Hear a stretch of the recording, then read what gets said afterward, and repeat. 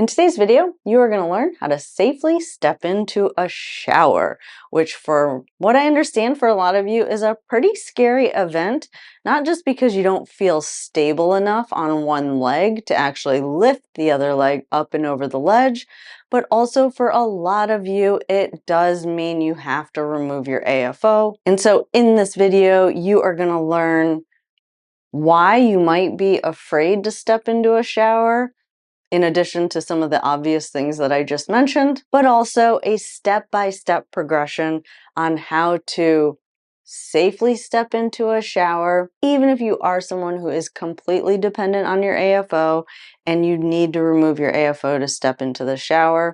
There will be a strategy in this video for you. If you're new to this channel, I'm Tara, I'm a neurologic physical therapist, and on this channel we talk about anything and everything related to mobility, health, fitness, and mindset in the context of neurologic injury, with the end goal of empowering you with as many tools as possible to take ownership of your rehab and your health to live an overall more active, more mobile, pain-free, happier, healthier life. So first, let's just talk about why you might not be able to feel safe and confident stepping into a shower. Well, one is that you need to step over a ledge, which means you do need to be able to stand on one leg. So if you are someone that you can't pick up your weak leg, that can be a problem because you do need to be able to pick it up about 4 to 6 inches to safely step it over the ledge. But for some of you, you've already recognized that you can't lift up your weak leg, and so you step in with your stronger leg, which means you need to be able to stand on an involved leg for approximately 3 seconds, I would say, to be able to get your other leg up and into the shower. Number 2 reason why you might not feel confident is the act of having to step your feet up and over something where now there needs to be a space in between your feet. So you probably never recognize this component of it, but it's not really something that you need to be able to do to just walk. You can cheat a little bit with your walking by just either taking really small steps, which is what a lot of you do, and primarily taking a small step with your uninvolved leg is what I see most often. And so that means when you take a small step with this leg, you don't have to stand as long on this leg, but really it also means you can see this leg or you can have more awareness. When you take a bigger step with an uninvolved leg, that means that your involved leg is now behind you and it's out of sight. So for a lot of people, if you have sensory issues or even issues with strength in that leg, that can seem a little bit scary or very problematic. So what do you do to kind of compensate for that?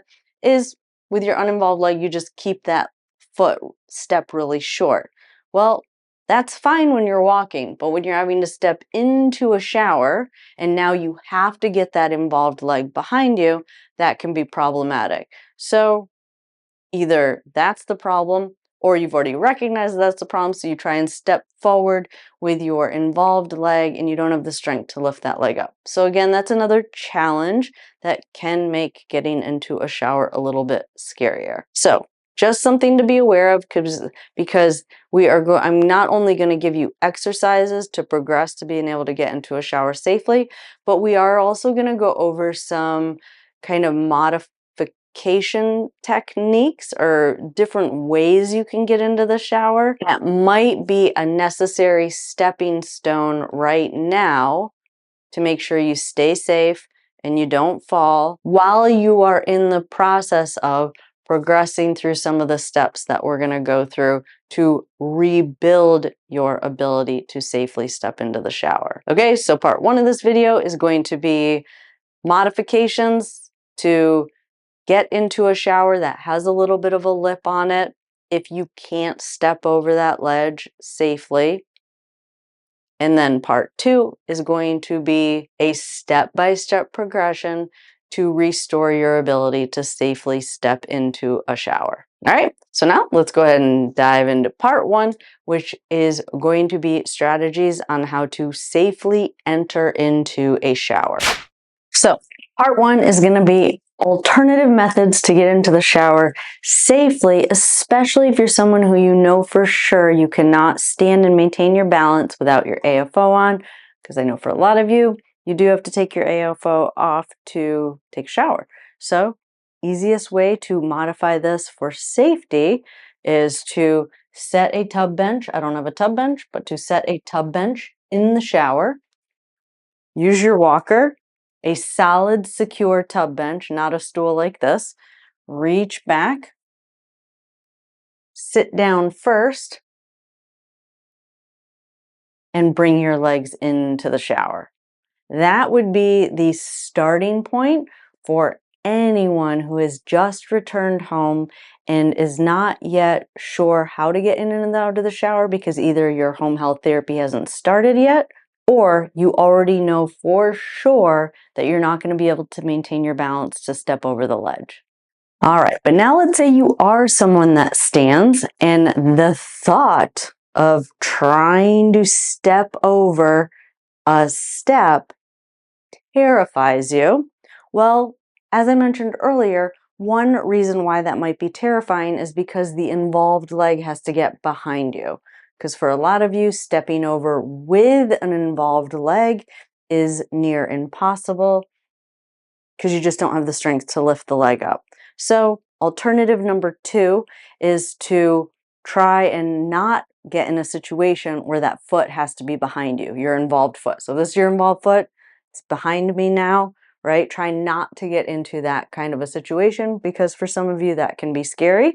So, alternatively, if this is your involved leg, you can bring the walker over if you have enough room in your shower. Get all the way up close. This is your involved leg. This is your uninvolved leg. Hold on to the walker and step the stronger leg over the ledge. Okay? So that does solve the issue of that leg being behind you. However, it does not solve the issue of not having the strength in this leg to be able to hold yourself up for 3 seconds. Okay, so that is you. The alternative method is to, again, get very, very close to the threshold. If you don't have a track, like a shower door track, on the bottom of that threshold or that step, alternatively, you can also step on it. Again, this is your stronger leg.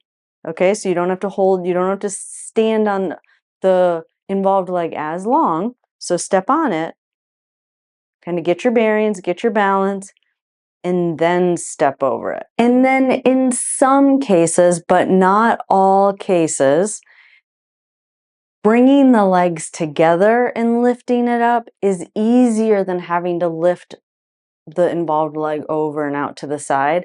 So even though you might not be able to lift it into the shower, let's say this is your involved leg and you start with your uninvolved leg, sometimes you can just kind of lean your body enough onto your strong leg and just kind of shimmy that leg around. Okay, so kind of just get it up on there any way you can and then try and get it around. Okay, it's not going to work for everyone, but it is an alternative method if you know for sure that you can't lift your weaker leg up into the shower. And then to get out, you just have to turn around. So again, you are stepping towards your stronger leg. Okay, so again, those are alternative methods. But now let's actually work on a progression of exercises that you can do a step up and over to get into the shower. So first, let's just address the component of stepping into the shower of having to stand on a weaker leg. So find something, go to Home Depot and get like a 2x4 or 4x4 so that you don't have to do your therapy in the shower. But in preparation for getting into the shower, you can work on a weight shift. So if this is the weaker leg, shift the weight, lift the heel of the uninvolved leg and back down. All right, we're just getting comfortable loading a weaker leg, okay? So let me turn this. Shift, load a weaker leg, lift. Shift, load a weaker leg, lift this heel. Okay? Just getting comfortable with that. Then kind of get your legs kind of centered over this step. All right, you're going to shift, load the weaker leg, lift the heel. If you can do that, tap and down. Very quick, very easy. I've also shown this activity a lot with a yoga block. You could do it with a yoga block. Shift, soft knee, lift the heel, get comfortable loading this leg, tap and down. Okay, so right now we're just addressing the fact of how do you stand on a weaker leg to step the other leg over. So get really good at this first.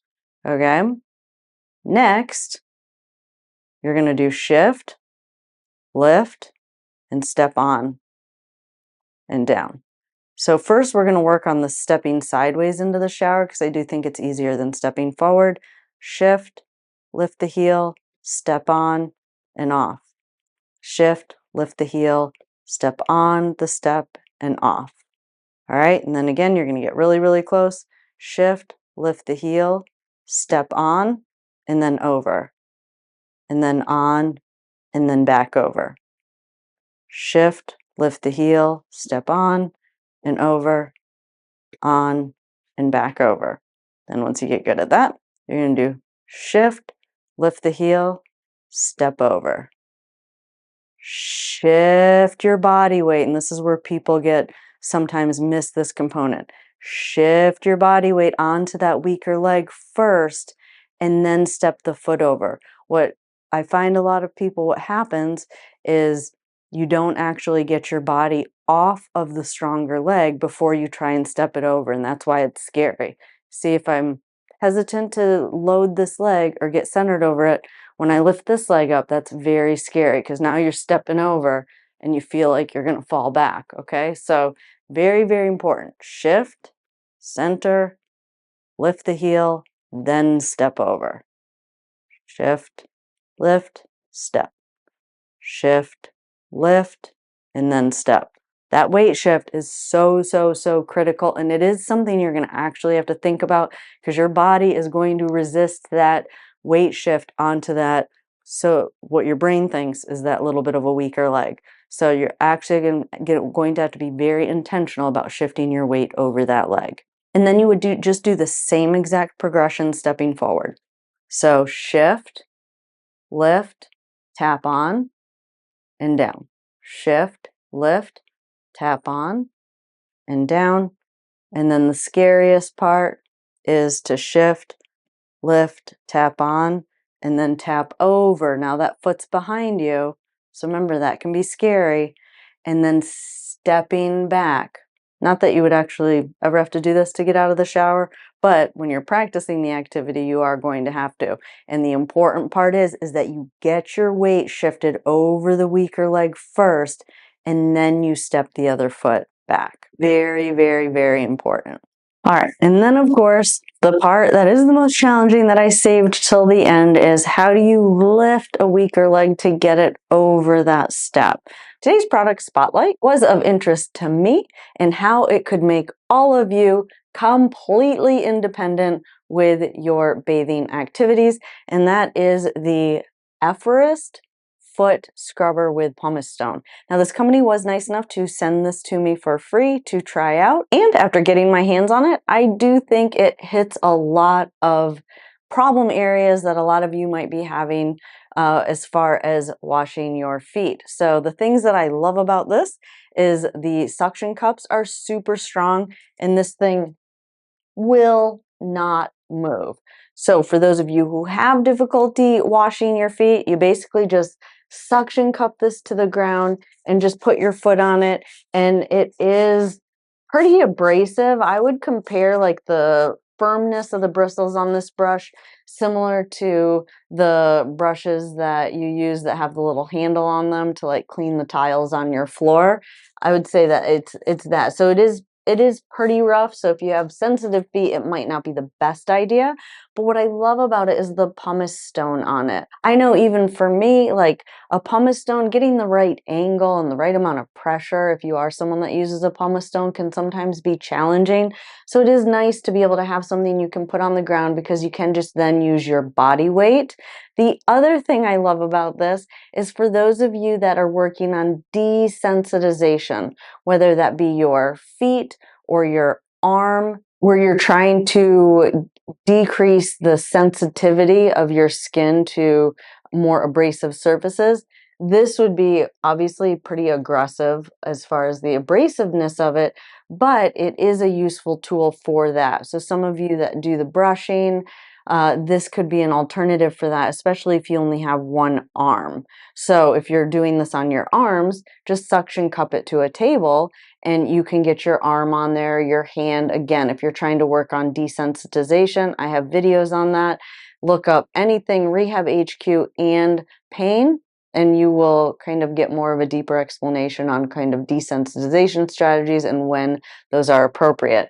But definitely an excellent tool for that as well. If you have a hemiparetic leg or a weaker leg that you can't move voluntarily, just use your stronger arm, lift that foot up, put it on there, and then you can use your stronger arm to kind of move your leg forwards and backwards. The other thing you could do is a lot of you can move your foot in one direction but not the other direction. So for a lot of you, maybe you have like a lot of extension. So if you're sitting on a tub bench, use your hand to pull your foot back and then kind of wash the bottom of your foot by just moving that foot forward. Or for some of you, you can just move your foot side to side, but I think it's a cheap enough tool that if you are still getting help with bathing, that it's worth it to just purchase it and try it out. If it helps, amazing. It'll really give a lot of you that confidence that you can be independent and hopefully move you one step closer to being completely independent. So if you want to learn more about this product or purchase it, you can click on the link in the description below. It is important for me to note that by clicking on that link in the description below, we do receive a small commission. So if this is a product that you think you would be interested in purchasing, we definitely appreciate your support. Now, back to the video.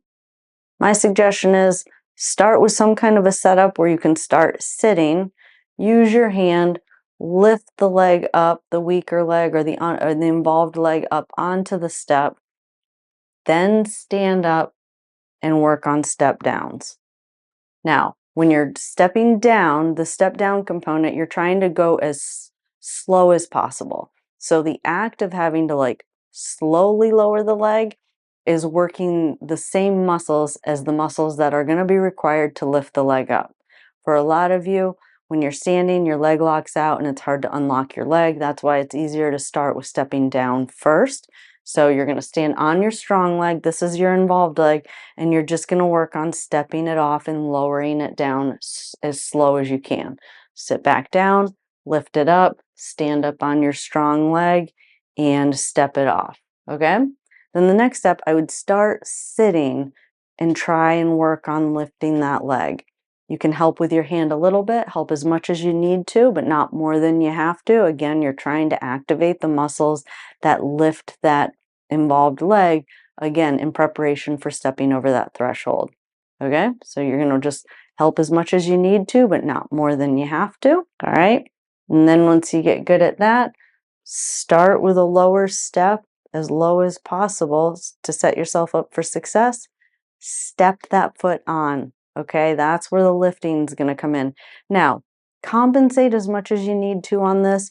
Remember, we're trying to learn how to safely get into the shower, and so sometimes a little bit of compensating is necessary for certain activities in the early stages to set you up for success so that you can start retraining the brain how to do that movement. Okay, so shift onto that strong leg and try and lift that hip and step it up and then back down.